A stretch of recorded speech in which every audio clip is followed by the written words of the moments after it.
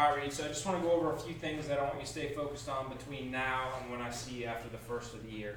And just a couple highlights. So your setup's way better, for starters, but that doesn't mean you don't need to monitor the ball position, because on occasion it starts to swing too far forward. So part of every practice session you have, whether it's a practice session or a warm-up session for a round of golf, you need to get in the habit of just laying down sticks, for one for alignment and one for ball position. And so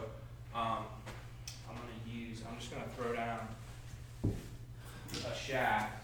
And so one of the things when you practice and you're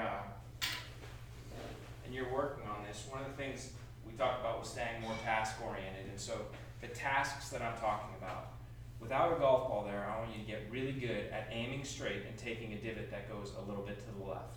All right. So you have a stick down on the outer edge, and you just practice making sure that you're taking divots that go left. Not so much because you're aiming left, but because you're swinging, your downswing, you're swinging to the left.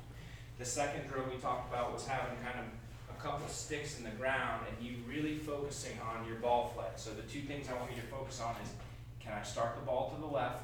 And then I know you can draw, so I want you to practice starting it left and fading, starting it left and fading. Use like a 7-iron or 8-iron.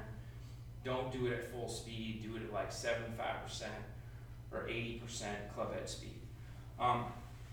The last thing, just because I'm not going to see you for a while, not on the golf course, but like around the house or if you're whatever it is, I want you to really work on kind of developing some club face awareness. And so what we're gonna work towards doing with the club face, and it's only from hip high to hip high. So we're gonna go back to about right here where the shaft is parallel to the ground, and I want you to really have a sense of where the club face is. So your tendency is to roll the club face open to where the grooves face the sky there.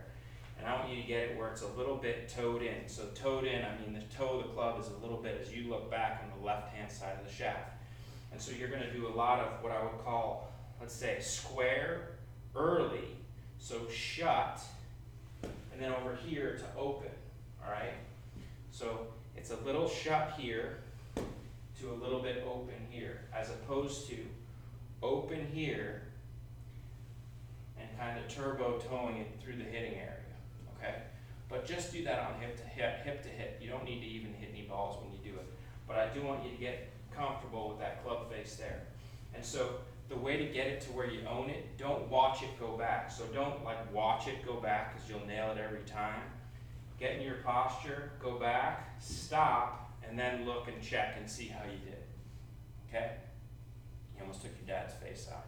But the connection I want you to make in your head, Reid, this is the key, is my right hand equals the club face.